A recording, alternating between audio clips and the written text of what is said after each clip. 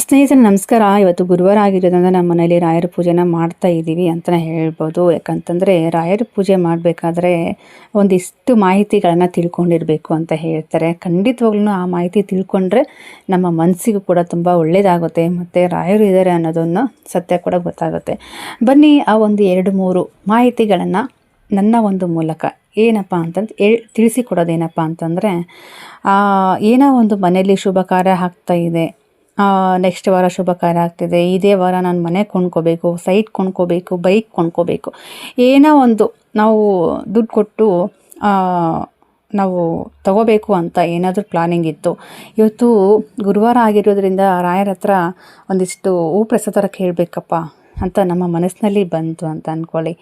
ಖಂಡಿತವಾಗ್ಲೂ ಹೂ ಪ್ರಸಾದ ಕೇಳೋದ್ರಲ್ಲಿ ತಪ್ಪಿಲ್ಲ. ಹೂ ಪ್ರಸಾದ ಕೊಡ್ತಾರೆ. ಏನಪ್ಪ ಅಂತಂದರೆ ಶುಭ ಕಾರ್ಯ ನಡೀತಾ ಇರುತ್ತೆ, ಏನೋ ಒಂದು ಬೇಡ್ಕೊತಾ ಇರ್ತೀವಿ, ಒಳ್ಳೇದಾಗ್ಲಪ್ಪ ದೇವ್ರೆ ಅಂತಂದ್ಬಿಟ್ಟು. ಏನೋ ಗೊತ್ತಿಲ್ಲ, ರಾಯರು ಹೂ ಪ್ರಸಾದ ಕೇಳಿದ ತಕ್ಷಣ ಕೊಡ್ತಾರೆ ಅಂತ ಅಂದ್ಕೊಳ್ಳಿ. ಕೊಟ್ಟ ತಕ್ಷಣ ಖುಷಿ ಆಗುತ್ತೆ. ಬಟ್ ಏನಪ್ಪ ಅಂತಂದರೆ ಎಡಗಡೆ ಪ್ರಸಾದ ಕೊಟ್ಟರೆ ಏನಾಗುತ್ತೆ? ಅಪ್ಪಿ ತಪ್ಪಿಯೂ ಎಡಗಡೆ ಪ್ರಸಾದ ಹೂ ಪ್ರಸಾದ ರಾಯರು ಇವತ್ತು ಕೊಟ್ಟರು, ಏನಾಗುತ್ತೋ ಏನೋ ಗೊತ್ತಿಲ್ಲ. ಇದರಿಂದ ಏನಾದರೂ ಕೆಟ್ಟದಾಗತ್ತಾ? ಕೆಟ್ಟ ಸೂಚನೆನ ಇದು, ಏನಪ್ಪ ಇದು ಅಂತ ಗಾಬರಿ ಪಡುವಂಥ ಅವಶ್ಯಕತೆಯೇ ಇಲ್ಲ ಸ್ನೇಹಿತರೆ. ಏನಪ್ಪ ಅಂತಂದರೆ ಒಂದು ಉದಾಹರಣೆ ಕೊಟ್ಟೆ ಹೇಳ್ತೀನಿ. ನಮ್ಮ ಮನೆಗೆ ಬಂದ ಒಂದು ಯಾರೋ ಒಬ್ಬರು ಭಿಕ್ಷುಕರ ಅಂದ್ಕೊಳ್ಳಿ.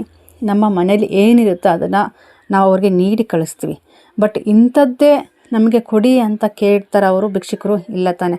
ಹೊಟ್ಟೆ ತುಂಬಿದ್ರೆ ಸಾಕಪ್ಪ, ನಮಗೆ ಏನೋ ಒಂದು ರೊಟ್ಟಿ ಅಥವಾ ಅನ್ನ ಏನಾದರೂ ಇದ್ದರೆ ಹಾಕಿ ಅಂತ ಭಿಕ್ಷುಕರು ಹಾಕಿ ತಕ್ಷಣ ಹಾಕ್ಸ್ಕೊಂಡು ಹೋಗ್ತಾರೆ. ಅದೇ ರೀತಿ ಇವತ್ತು ರಾಯರ ಹತ್ರ ಹೋಗಿ ನಾವು, ಅಂಥ ದೊಡ್ಡ ರಾಯರ ಹತ್ರ ಹೋಗಿ ನಾವು ಭಿಕ್ಷೆ ಬೇಡ್ದಂಗೆ ನಾವು ಹೂ ಪ್ರಸಾದ ಕೊಡು ನನ್ನಪ್ಪ ಅಂತ ಕೇಳಿದ ತಕ್ಷಣ ಹೂ ಪ್ರಸಾದ ಕೊಡ್ತಾರೆ ಅಲ್ವಾ? ಕೊಟ್ಟ ತಕ್ಷಣ ತುಂಬ ತೃಪ್ತಿಯಿಂದ ಸ್ವೀಕರಣೆ ಮಾಡಬೇಕಾಗತ್ತೆ ನಾವು. ಯಾಕಂತಂದರೆ ಬಲಗಡೆ ಆಗಿರ್ಬೋದು, ಎಡಗಡೆ ಆಗಿರ್ಬೋದು ಸ್ನೇಹಿತರೆ. ಎಡಗಡೆ ಕೊಟ್ಟರು ಸಂತೋಷ, ಬಲಗಡೆ ಕೊಟ್ಟರು ಸಂತೋಷ. ಬಟ್ ನಾವು ಕೇಳಿರೋದೇನು? ಹೂ ಪ್ರಸಾದ ಕೊಡು ನನ್ನಪ್ಪ ಅಂತಂದ್ಬಿಟ್ಟು. ಹೂ ಪ್ರಸಾದ ಕೊಟ್ಟ ತಕ್ಷಣ ತೃಪ್ತಿಯಿಂದ ಸ್ವೀಕಾರ ಮಾಡಬೇಕಾಗತ್ತೆ. ಎಡಗಡೆ ಕೊಟ್ಟರೆ ಕೆಟ್ಟದ್ದು ಅಂತೂ ಅಲ್ವೇ ಅಲ್ಲ ಸ್ನೇಹಿತರೆ. ಎಡಗಡೆ ಬಲಗಡೆ ಅನ್ನೋದು ನಮಗೆ ತಂದೆ ತಾಯಿ ಇದ್ದಂಗೆ ಸ್ನೇಹಿತರೆ.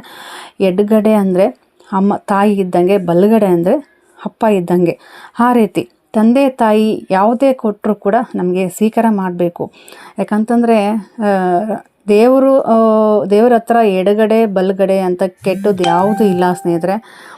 ಅದು ನಾವು ಮಾಡ್ಕೊಂಡಿರೋದು ಅಷ್ಟೇ. ಎಡ ಬಲ ಅನ್ನೋದು, ಎಡಗಡೆ ಕೊಟ್ಟರೆ ಕೆಟ್ಟದಾಗುತ್ತೋ ಮತ್ತು ಬಲಗಡೆ ಕೊಟ್ಟರೆ ಶುಭ ಆಗುತ್ತೋ ಅಂತಂದ್ಬಿಟ್ಟು. ಬಟ್ ಇದು ನಮ್ಮ ಒಂದು ಜನರು ಸೃಷ್ಟಿ ಮಾಡ್ಕೊಂಡಿರೋಂಥದ್ದು ಇದು ಎಡ ಬಲ ಅನ್ನೋದು. ಬಟ್ ದೇವಾನುದೇವತರಲ್ಲಿ ಇದು ಎಡ ಬಲ ಅನ್ನೋದು ಯಾವುದೇ ರೀತಿ ಇಲ್ಲ ಸ್ನೇಹಿತರೆ. ರಾಯರು ಯಾವ ಕಡೆ ಹೂ ಪ್ರಸಾದ ಕೊಟ್ಟರು ಕೂಡ ನಮಗೆ ಒಳ್ಳೇದಾಗುತ್ತೆ ಅಂತಲೇ ಹೇಳ್ಬೋದು. ಎಡಗಡೆ ಹೂ ಪ್ರಸಾದ ಕೊಟ್ಟರೆ ನಮಗೆ ಏನಪ್ಪ ಟೆನ್ಷನ್ ತೊಗೊಳ್ಳೋಂಥ ಅವಶ್ಯಕತೆಯೇ ಇಲ್ಲ ಸ್ನೇಹಿತರೆ. ಯಾಕಂದರೆ ತಾಯಿ ರೂಪದಲ್ಲಿ ಬಂದು ನಮ್ಮನ್ನೇ ಸೇವ್ ಮಾಡ್ತಾರೆ ಅನ್ನೋ ಒಂದು ಸೂಚನೆ ಕೊಡ್ತಾರೆ ರಾಯರು ಅಂತ ಹೇಳ್ಬಿಟ್ಟು ಒಂದು ಸೂಚನೆ ಅಂತಲೇ ಹೇಳ್ಬೋದು. ಬಲಗಡೆ ಹೂ ಪ್ರಸಾದ ಕೊಟ್ಟು ಅಂತಂದರೆ ತಂದೆ ಸ್ಥಾನದಲ್ಲಿ ನಿಂತುಬಿಟ್ಟು ನಮಗೆ ಒಂದು ಬಲನ ಕೊಡ್ತಾರೆ ಅನ್ನೋ ಒಂದು ರಾಯರು ಸೂಚನೆ ಕೊಟ್ಟಿರೋವಂಥದ್ದು ಸ್ನೇಹಿತರೆ. ತಂದೆ ತಾಯಿ ಇಬ್ಬರೂ ಒಳ್ಳೆಯವರೇ ಅಲ್ವಾ? ಎಡಗಡೆ ಕೊಟ್ಟರೆ ಏನಂತೆ, ಬಲಗಡೆ ಕೊಟ್ಟರೆ ಏನಂತೆ, ಎರಡೂ ಕೊಟ್ಟರು ತುಂಬ ಒಳ್ಳೆಯದಾಗುತ್ತೆ ಅಂತಲೇ ಹೇಳ್ಬೋದು. ಜೊತೆಗೆ ನಾವು ಹೂ ಪ್ರಸಾದ ಕೇಳಿಲ್ಲ ಏನಿಲ್ಲ ಸ್ನೇಹಿತರೆ, ಬಂದ ತಕ್ಷಣ ನಿಂತು ಪ್ರಾರ್ಥನೆ ಮಾಡ್ಕೊಂಡ ತಕ್ಷಣ ಹೂ ಪ್ರಸಾದನ ಕೊಟ್ಟೇ ಬಿಟ್ಟರು ರಾಯರು. ಅದಕ್ಕೆ ಏನು ಸೂಚನೆ? ಅದು ನಾವೇನು ಕೇಳಿಲ್ಲ, ಆದರೂ ಕೂಡ ಹೂ ಪ್ರಸಾದ ಯಾಕೆ ಕೊಟ್ಟರು? ಇದಕ್ಕೂ ಒಂದು ಉದಾಹರಣೆ ಕೊಟ್ಟು ಹೇಳ್ತೀನಿ ಸ್ನೇಹಿತರೆ. ಇವಾಗ ಸಡನ್ನಾಗಿ ನಮ್ಮ ಮನೆಗೆ ಅತಿಥಿ ಬಂದಾಗ ನಮ್ಮ ಅಲ್ಲಿರುವಂಥ ಒಂದು ಎನರ್ಜಿ ಯಾವ ರೀತಿ ಆಗುತ್ತೆ?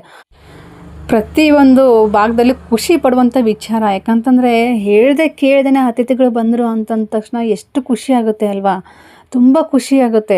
ಅದೇ ರೀತಿ ರಾಯರು ಕೂಡ ಅಷ್ಟೇ. ರಾಯರ ಹತ್ರ ಹೋಗಿದ ತಕ್ಷಣ ನಮ್ಮ ಒಂದು ಪ್ರಾರ್ಥನೆ ಅವ್ರಿಗೆ ಮುಟ್ಟಿದ ಮೇಲೆ ನಮಗೆ ಹೂ ಪ್ರಸಾದ ಕೊಟ್ಟರು ಅಂದ ತಕ್ಷಣ ನಾವು ಬಂದಿದ್ದು ರಾಯರಿಗೆ ಇಷ್ಟ ಆಯಿತು ಅಂತ ಅರ್ಥ ಸ್ನೇಹಿತರೆ. ಅಷ್ಟೇ, ಏನು ಕೇಳ್ದೇ ಹೂ ಪ್ರಸಾದ ಕೊಟ್ಟರಲ್ಪ ರಾಯರು, ಏನು ಹೇಗೆ ಅಂತ ಚಿಂತೆ ಬಿಡಿ. ನಾವು ಹೋಗಿದ್ದು ಅವ್ರಿಗೆ ರಾಯರಿಗೆ ಇಷ್ಟ ಆಯಿತು ಅಂತ ಅರ್ಥ. ನಾವು ಪ್ರಾರ್ಥನೆ ರಾಯರ ಹತ್ರ ಸಲ್ಲಿದೆ ಅಂತ ಅರ್ಥ ಸ್ನೇಹಿತರೆ.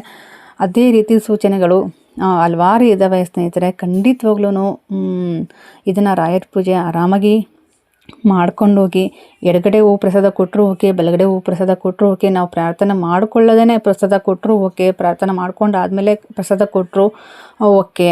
ನಾವು ರಾಯರ ಹತ್ರ ನಂಬಿದ್ದೀವಿ ಅಂತಂದರೆ ರಾಯರು ಕೈ ಬಿಡಲ್ಲ. ಅದು ನಂಬಿದವರಿಗೆ ಮಾತ್ರ ಕೈ ಬಿಡಲ್ಲ. ಯಾಕಂದರೆ ನಂಬಿಕೆ ಇಟ್ಟು ಪೂಜೆ ಮಾಡಿದರೆ ಮಾತ್ರ ಫಲ ಆರಾಮಾಗಿ ಸಿಕ್ಕೇ ಸಿಗುತ್ತೆ. ಯಾಕಂದರೆ ರಾಯರು ಇದ್ದಾರೆ ಅಂತ ಅನ್ನೋದು ಅಷ್ಟೇ ಸತ್ಯ. ಈ ಒಂದು ಮಾಹಿತಿಗಳು ನಿಮಗೆ ಯಾರಿಗಾದ್ರೂ ಇಷ್ಟ ಆದರೆ ಖಂಡಿತವಾಗ್ಲೂ ವಿಡಿಯೋನ ಶೇರ್ ಮಾಡಿ. ಆದಷ್ಟು ರಾಯರು ಹೇಳ್ತಾರೆ, ಆಡಂಬರ ಬೇಡ, ನನಗೆ ಶುದ್ಧ ಮನಸ್ಸಿನಿಂದ ಪ್ರಾರ್ಥನೆ ಮಾಡಿಕೊಂಡು ರಾಯರಿದ್ದಾರೆ ಅಂತ ಹೇಳಿದರೆ ಸಾಕು, ನಾನು ಅವ್ರ ಜೊತೆನೇ ಇರ್ತೀನಿ ಅಂತ ಹೇಳ್ತಾರೆ ರಾಯರು. ಖಂಡಿತವಾಗ್ಲೂ ರಾಯರು ಇದ್ದಾರೆ ಅಂತಲೇ ಹೇಳ್ಬೋದು. ಅವ್ರಿಗೆ ಇಷ್ಟವಾದಂಥ ಒಂದು ಹೂಗಳಾಗಿರ್ಬೋದು, ಮಲ್ಲಿಗೆ ಹೂ ಆಗಿರ್ಬೋದು, ಏನು ಇಷ್ಟನೋ ಒಂದಿಷ್ಟು ದೇವರಿಗೆ ಅರ್ಪಣೆ ಮಾಡಿದ್ರೆ ನಮಗೂ ಖುಷಿ ಆಗುತ್ತೆ. ಇವತ್ತು ರಾಯರಿಗೆ ಈ ಹೂವು ಇಷ್ಟ ಅಲ್ವಾ, ಈ ಹಣ್ಣು ಇಷ್ಟ ಅಲ್ವಾ ಅಂತಂದ್ಬಿಟ್ಟು ಸ್ವಲ್ಪ ನಮಗೆ ಮನಸ್ಸಿಗೆ ಖುಷಿ ಆಗುತ್ತೆ.